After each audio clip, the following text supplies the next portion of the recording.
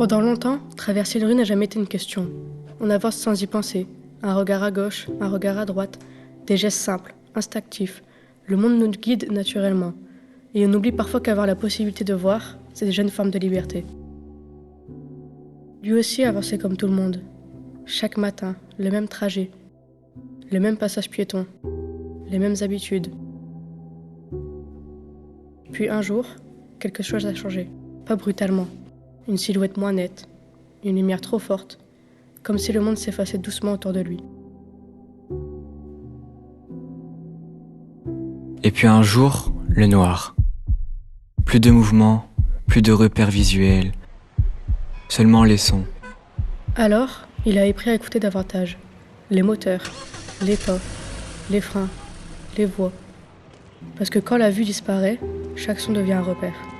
Mais le monde aussi a changé. Les véhicules deviennent moins polluants, mais aussi moins bruyants. Une voiture électrique, une trottinette, un vélo. Et parfois, le silence arrive avant le danger. Traverser est devenu une décision difficile. Est-ce que la rue est vide ?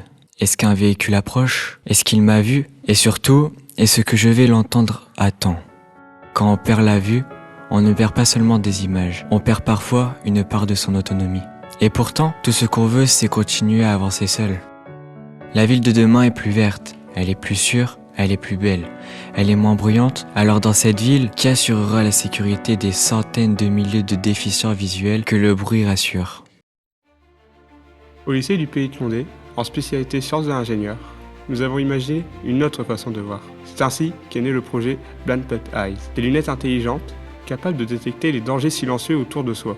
Grâce à une caméra et une intelligence artificielle, l'environnement est analysé en temps réel et l'information est transmise discrètement à la personne déficiente grâce à une oreillette par conduction osseuse, sans couper la personne des sons de la ville. Il y a un tramway, attendez. Notre système fonctionne grâce à un Raspberry Pi 5 et est alimenté par une batterie avec 5 heures d'autonomie. Notre système redonne 5 heures d'autonomie à la personne malvoyante qui l'utilise. Vous pouvez traverser. Innover, ce n'est pas seulement inventer de nouvelles mobilités pour réduire notre empreinte environnementale. C'est aussi penser à ceux que ces changements peuvent fragiliser. La ville de demain sera plus propre, mais aussi plus inclusive.